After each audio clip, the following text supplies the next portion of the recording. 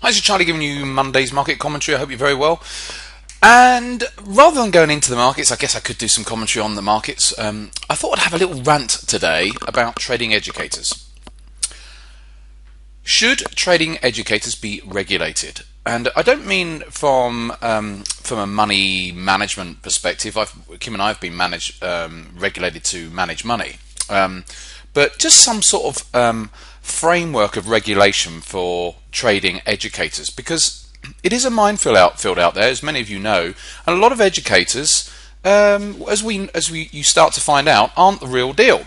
And what I would propose is that trading educators still get on and you do your training and train people, but you have to prove that you're actually a trader, because there's a heck of a lot of trading educators out there are not real traders.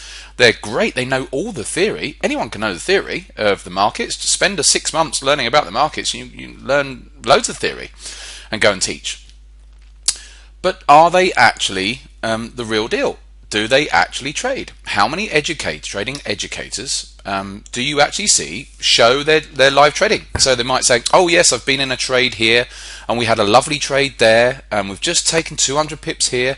Have you seen their trading accounts to show where this 200 pips that they just made? Or they might even say, okay, right now I'm in a live trade. I'm going to take a live trade right now. I'm going to buy this euro dollar right now. Let's say, for argument's sake, this is a live chart on a 5-minute chart. I've now changed this to.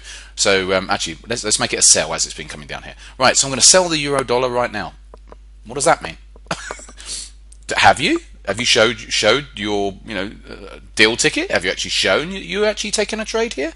Other than you just saying that you've bought it or sold it. So I think that trading educators should be regulated. And the regulation or regulator of the trading educators would have to just see that there's evidence that a trading educator does actually trade and actually is a profitable trader, not on a day-to-day basis, but that they can actually prove that over a period of time, over a longer period, over a year, 2 years, however long they've been educating, that actually, yes, they have an account and they are actually profitable with that account.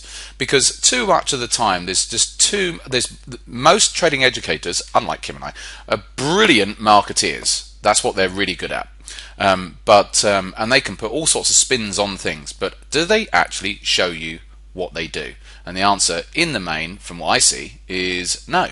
And so I think that trading educators should be regulated, so that people, if a trading educator doesn't want to be part of that regulation, we'll find that at least the potential customer knows that they are not part of that regulatory body.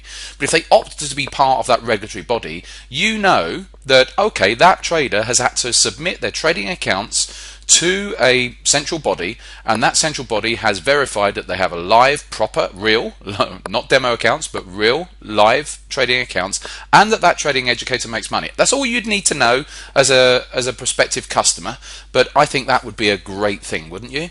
Answers on a postcard, please. Right, okay, so let's have a look at the euro dollar.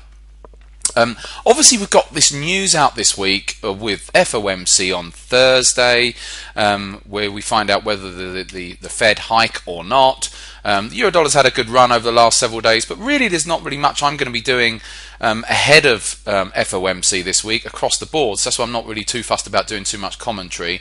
But if they don't hike, then we could see some more upside in the euro dollar, and I do think we could come. I think I said it a couple of weeks ago about the euro potentially coming back up. I don't know if I said it here on a video update or I was saying it to the guys in the room, can't remember.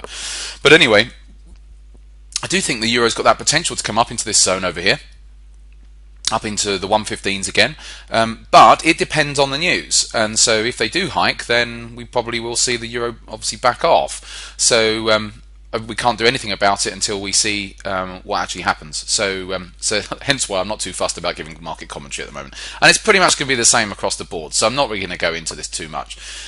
So I have got some thoughts as far as swing trades are concerned, but they wouldn't be until after the FOMC.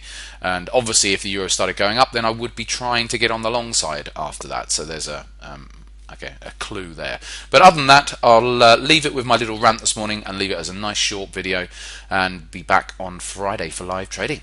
Have a good week.